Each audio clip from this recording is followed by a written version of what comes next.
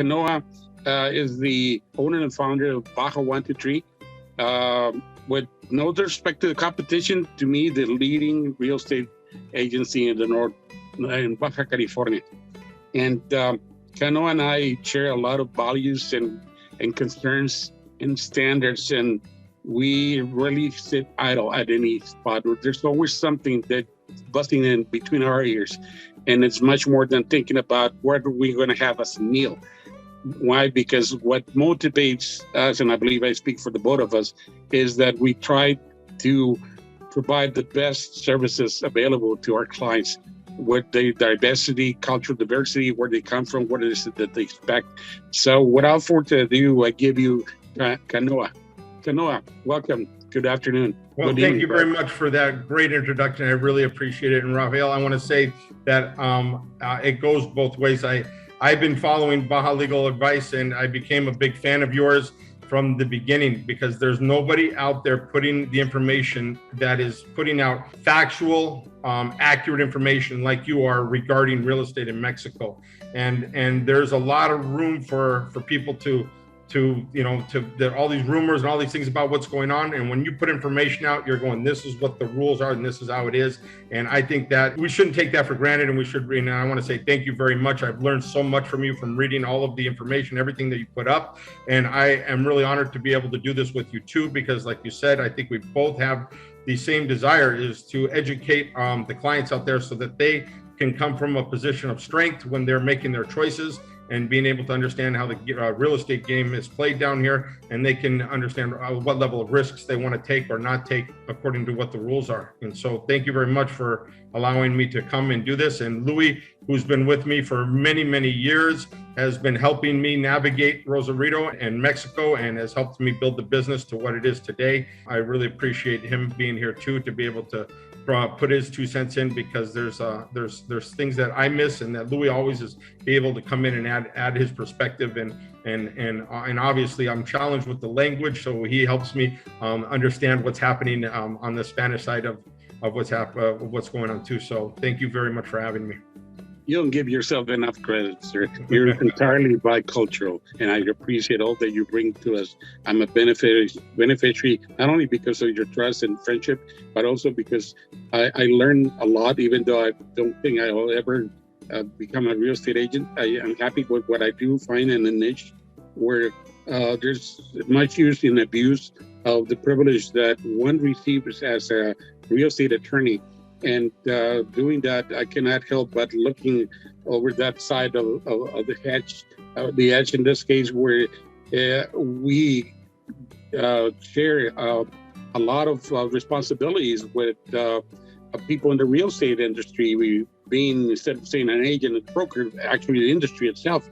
But as I always notice, and this I find every time I have to review a purchase proposal, purchase agreement, issues with having to do with cross-border issues, language barriers, legal systems being Anglo-Saxon versus Roman law and coded and all that.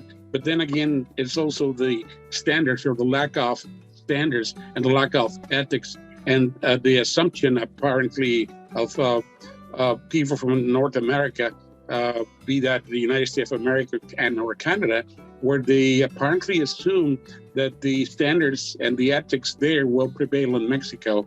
Would you like to elaborate on that? Absolutely. And I think that anybody that's going to be involved in anything that has to do with real estate should really stay on and listen to, and watch this video and listen, because we're going to be touching some things that I don't think that we might think is common, but it isn't. And the things that we would expect from an industry like in the US or maybe Canada, they're just not here yet. And so once again, if you're going to be buying or selling or even renting in Rosarito or any parts of Mexico and Baja California, you really need to understand that area. You need to understand what the rules are, and sometimes not only what the rules are, but what the rules aren't. So there's some things that there are no rules that are governing things that you would think that there should be, and there aren't. And so you should be able to understand that. And that's really some of the things that I want to talk about. And ethics, when you said, Kanoa, let's do this video, that was the first thing I thought thought we should go after, because it's something my father has always preached to me whenever doing business. You want to do business with ethical people. You want to surround yourself with ethical people. It just makes the whole process a lot better when you can trust the people you're doing business with and the people that are surrounding you.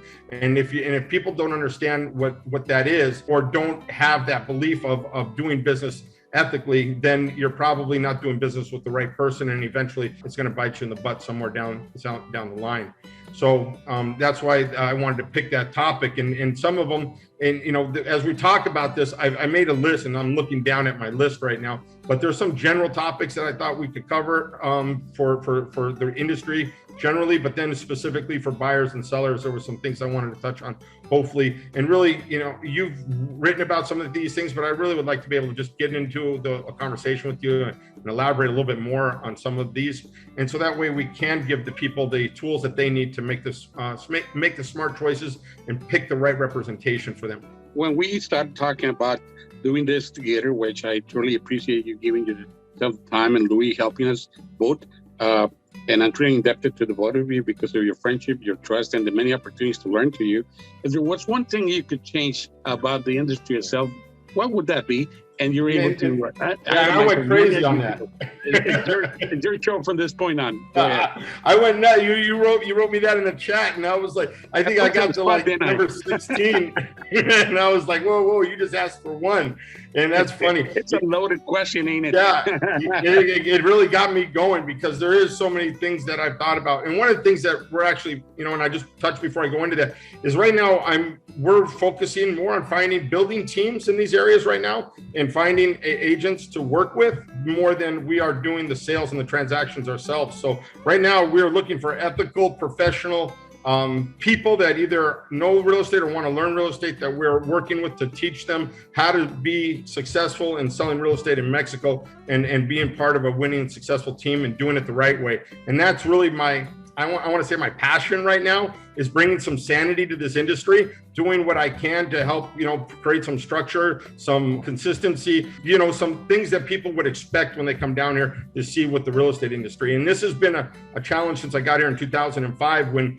I got down here and I saw how people were handing their agents $10,000, $20,000 in cash as deposits as they were making offers.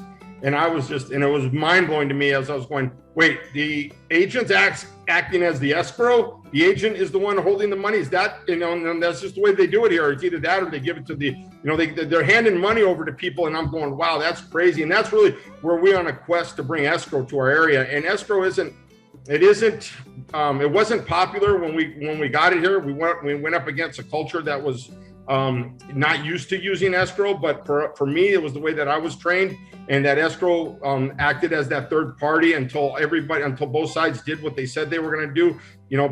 Titles and money didn't move. And so it was just a safety reason. Plus, the agents holding the money at the time, it was just some of the agents, that money was a little bit more than their commissions. And sometimes they just left with that money. So it was just like I was going, this is not how I wanted to do real estate. And this wasn't how we built our company and built the processes and systems. And so one of the things that I'm going to go back to your question, that I think that the first thing that we should do just is to create the right foundation. And with that foundation, we can build the real estate agents, we can build the processes and systems. But the first thing has got to be a mandatory real estate ethics training. And I'm talking not a 2-hour training. I'm talking, a real in-depth, detailed training on what it means and how to apply ethics to real estate. Now, they do that in the US. I'm not saying it needs to be the same as the US, but we definitely have to have that here. And it needs to be more than just an open book, 2-hour test. It needs to go, do these agents really understand what real estate ethics mean?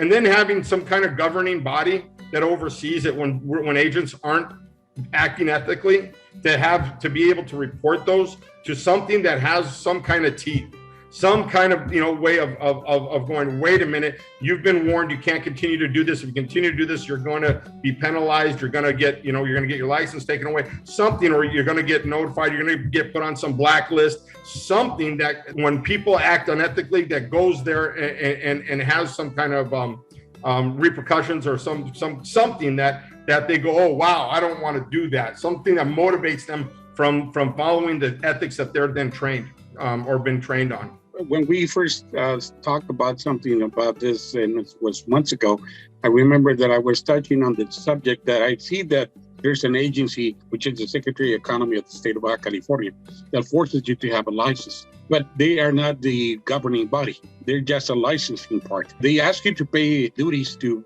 once you're certified by a guild of whatever the name may be, 𝗵𝗵𝗶𝗰𝗲, whatever.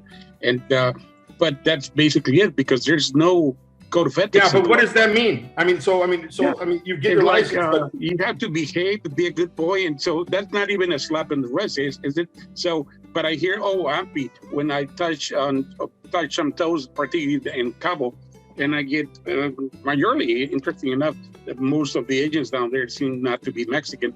There's nothing wrong with that, because it's a very multicultural area.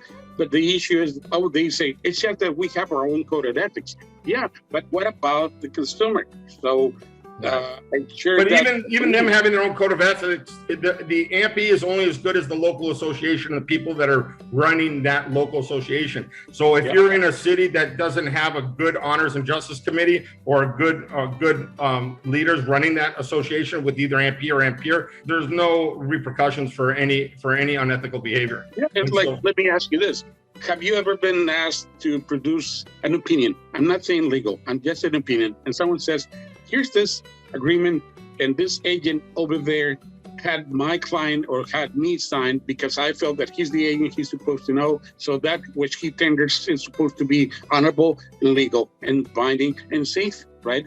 And then they notice that, I paid the man cash. I didn't know I could not pay cash. Now, the other thing is, I understand that there was capital gains. Now that I'm asking the seller to transfer property to me, I found that the man refuses to pay capital gains, and he says there's nothing in the contract. So would you say this has to do with training, lack of ethics, morals? I would say a majority of it is lack of training, but there are experienced agents here that know how to play the game and how to and what to do, what they can and cannot do. So there's no excuse from the experienced agents, but there's too many new agents that just don't know enough to be able to understand that. So I would say a lot of it is inexperience and lack of training, but there are some unethical agents that that aren't looking out for their client's best interest, and there's nothing to hold them accountable to doing that. So even if they do know the right thing to do, who forces them to do that? So there's nothing here that enforces that.